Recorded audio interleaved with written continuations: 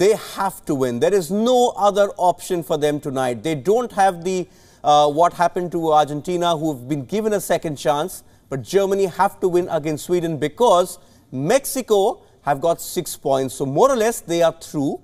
That means Sweden with 3 points could be in pole position even with a draw. Germany, South Korea out. Germany have no points. They have to get those 3 points to come back into reckoning in this World Cup. Matty Holland, who would have thought going into the second round of fixtures in the group phases that Germany would be battling for survival? Nobody. I don't think anybody, especially after last year's Confederation Cup performance. You know how well they did, although it was different players. You know, they were that confident, I think, of coming into this with a flexibility in the squad and players, 1 or 2 to drop into the existing ones.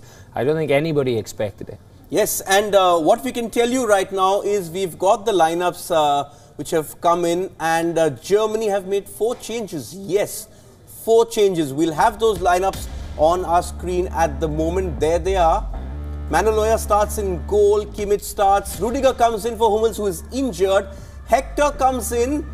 He didn't play the last game. Big change. No Sami Khedira. Rudy comes in there, the Bayern Munich player. Müller starts. Reus comes in for Mesut Ozil. Draxler starts from the last game. Timo Werner up top on his own. Has he panicked, or do you think that Joachim Low had no options but to change the lineup, considering how Germany were opened up by Mexico? I don't think Germans panic really a lot. Okay. No, I think he's made a decision to change players. We half expected Jonas Hector to play anyway in the first game. He didn't.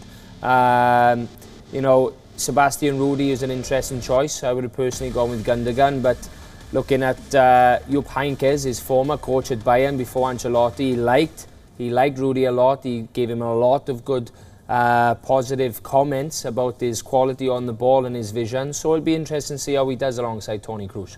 Yes, and it's important for them to start well because they know what the template is going to be. They know that Sweden are going to sit back. They know that Sweden will sit back, invite the pressure, and they have to find a way through. And this is where you are actually going to see if the Germans are worthy of that mantle of world champions, because a true test of character. We've seen some champions like Argentina 1990 bounce back after an opening reversal, but we've had Italy in 2010 crash out, we've had Spain crash out as well.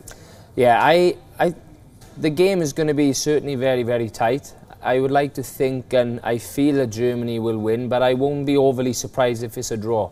A draw won't help them. No, of course it won't. But you know, Sweden, I don't think we can underestimate them. You know, they had a fantastic result to keep Italy out and to go through. You know, they have got quality. They don't have sort of star players like Zlatans and Henrik Larssons quite so much anymore. But still, they are very well organised. They are a physically good team.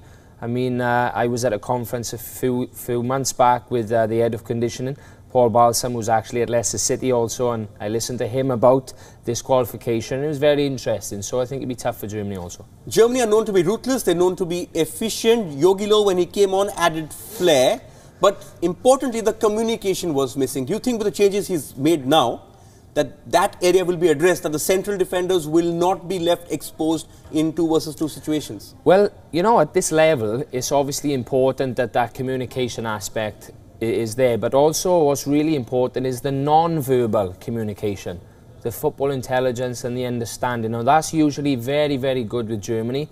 Potentially, I think what happened in the first game is that there was a little bit of that missing, that non-verbal. Do you think they were overconfident? I looked at them and thought they were overconfident, thinking that come what may, we're going to get the result, we're going to get the win.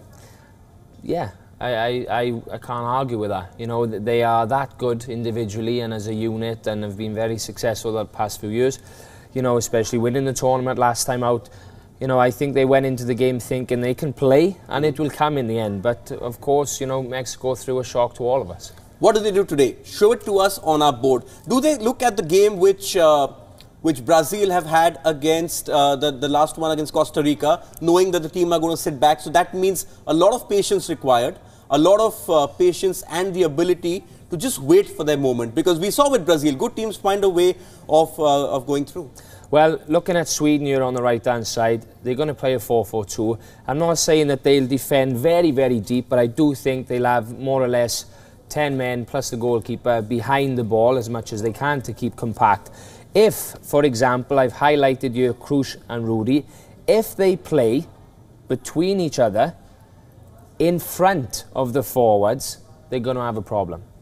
So what I believe needs to happen is, I'll just forward it here. Sorry, I'll go back to preset 3.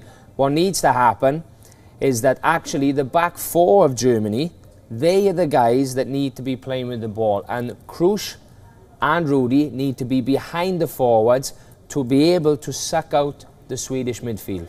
That's where the rotation will come in. If they can get beyond the midfield at times, the 2 centre mids for Sweden, that'll also open up pockets and angles to play in and to penetrate. Because as soon as these forward passes start coming in here, what happens is that the Swedish midfielders, they get drawn out to the ball, and then you have pockets of space, for example, Royce to exploit, for Timo Werner to also exploit. There has been a lot of talk in the build-up to this game, questioning the commitment of the players, questioning their body language, questioning their desire, questioning the players like a Mesut Ozil, who's been made sort of a scapegoat as well. They would also be aware of the curse of the champions. I was reading Cesc Fabregas a few days back, and he spoke about how the team was completely scared heading into that second match of the 2010 World Cup. That will be the mood. They know the backs are against the wall. But usually with the Germans, you know, that's when they come through. Yeah, I think if you look at, without being too stereotypical also, you know, the Spanish in terms of the way that they are very, very different as people to the Germans. You know, Germans are very steely, they're not robotic, because that's the wrong thing to say, but I mean they are very determined in the way that they are. The emotion doesn't really get to them too much, so I don't think they'll have a big problem with that. It will just depend on, can they execute it properly, and can they raise their performance. Okay, very quickly, 3 words. Who do you think wins? Germany. Germany. He's saying Germany are going to win. So that's how Matty Holland thinks Germany will fare. Everyone's saying Germany, but then this is the World Cup of upsets. There's one last day of action to negotiate before we begin a frenetic finale to the group stages. Now, 1966 champions England will look to emulate Belgium and make it 2 wins out of 2 when they take on debutants Panama in Nizhny Novgorod. There is also the small matter of Captain Harry Kane wanting to be in the race for the Golden Boot, so expect goals in this one. Then the 2 unbeaten teams in Group F face each other in Ekaterinburg. Japan and Senegal shocked the group favourites in their opening game, and a win for either team will more or less assure a spot in the knockouts. The final game on Sunday comes our way from Kazan and sees Colombia and Poland face each other, with defeat certain to eliminate the vanquished team. With that, it is time to thank Matt Holland for being the good pundit that he always is. That also just about does it from us here on Theatre of Dreams on day 10 of the 2018 FIFA World Cup. But we are closing the show tonight with birthday greetings to an all-time World Cup legend. French midfield maestro Zinedine Zidane contested 2 World Cup finals and headlined both, even if for reasons poles apart. But be it for the glorious night in Paris in 1998, or the more infamous evening in Berlin in 2006, Zizou remains etched in footballing folklore. Relive those moments as Zidane turns 46. We're back with Theatre of Dreams at 3:30 p.m. IST or 10 a.m. GMT on Sunday.